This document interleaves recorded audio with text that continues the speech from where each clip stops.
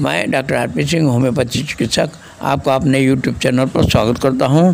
आज मैं आपको टेनिया पेडिस पैर की दाद रोग के कारण, लक्षण, उपचार बताने जा रहा हूं। पैर की दाद कवक द्वारा लगने वाला रोग जिसमें पाँव की त्वचा सल्की होकर छूटती है, इसमें खुजली भी होती है। इसे एथलीट फुट भी कहते हैं। यह ट्राइकोफाइटॉन वंश की कवक के कारण होती है तथा प्रायः नम क्षेत्र में नंगे पांव चलने के कारण एक व्यक्ति से दूसरे व्यक्ति में फैलती है। यद्यपि यह मुख्यतः पाँव की त्वचा को प्रभावित करती है, किंतु शरीर के दूसरे भागों जैसे चामपातर ग्रेन में भी लग सकती है। लक्षण: एथलीट फुट संक्रमण रोग है। इस रोग के अंदर अंगूठे और उंगलियों के बीच की त्वचा मुलायम हो जाती है और खाल छीलने की तरह उतरने लगती है। पैरों में फुफुदी सी छा जाती है और बदबू भी आने लगती है। ये रोग ज़्यादातर गर्मी के मौसम में होता है।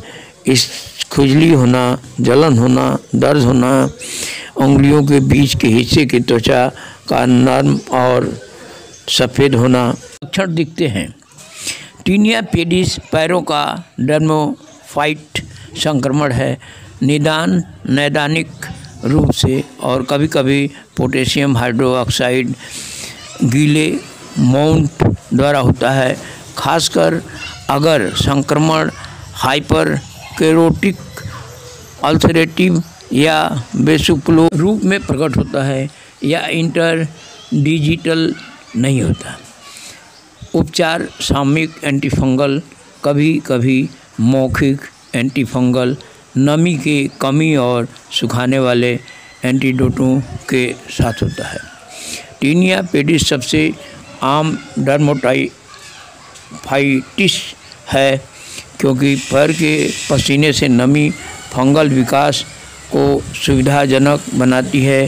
टीनिया पेडिस किसी भी 4 नैदानिक रूपों या संयोजन में हो सकता है। क्रॉनिक हाइपर केराटोटिक, क्रॉनिक इंटरथ्रिनिस, तीव्र अल्सरेटिव तथा वेसिकुलबुलस।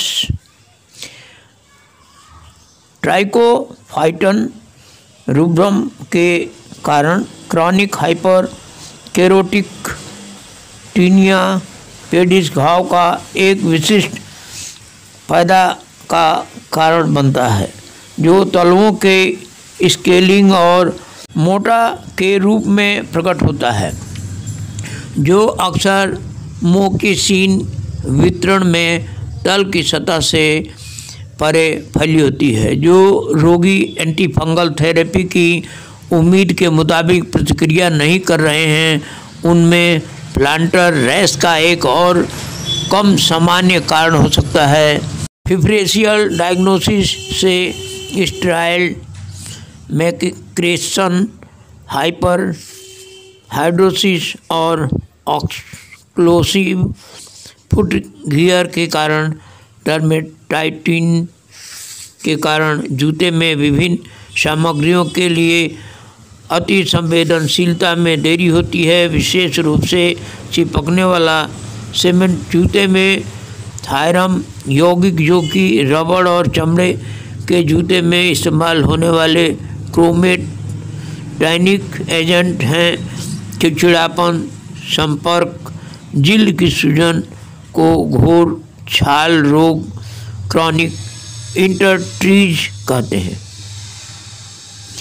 उपचार: यदि आप एलोपैथिक की दवा लेना पसंद करते हैं तो कैप्सूल इंट्राकोनाजोल 100 मिलीग्राम या ग्रीसियोफ्लेविन 500 मिलीग्राम या फुकाजोल 150 मिलीग्राम तथा लगाने की क्रीम सर्टाकोनाजोल नाइट्रेट 2% प्रभावित क्षेत्र पर लगाना है। एथलीट्स फुट का रोग ठीक करने के लिए पैरों को हमेशा साफ और सूखा रखना चाहिए तथा उंगलियों के बीच फुट पाउडर लगाना चाहिए। होम्योपैथिक उपचार। होम्योपैथिक सीपिया 200 ये दवा सांवले लोगों के लिए अच्छी है जिनका स्वभाव नरम होता है और जिनकी मांसपेशियां मजबूत होती हैं। त्वचा का फंगल संक्रमण जो हर साल मौसम में होता है, चेहरे पर दाद, त्वचा के जोड़ों में नमी और खुजली, जैसे घुटने के पीछे वाले कोहनी के आगे वाले क्षेत्र में खुजलाने से खुजली में आराम मिलता है। त्वचा का रूखा, खुरदुरा व गुलाबी हो जाना, दाद का संक्रमण, आंधी तूफान वाले मौसम में कम होना। होम्योपैथी के कलकेरिया कार्ब ये उन लोगों के लिए ज़्यादा असरदार है जिनका रंग गोरा और मोटे हैं। बहुत ज़्यादा पसीना आना जिसके कारण त्वचा का फंगल इन्फेक्शन होता है।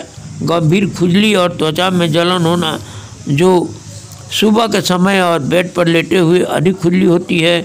चमकदार त्वचा के साथ कलाई, जांघ और टखने के पास फंगल इन्फेक्शन के सफ़ेद दाग होना, योनि में से सफ़ेद पदार्थ निकलना, खासकर मासिक धर्म के बीच में।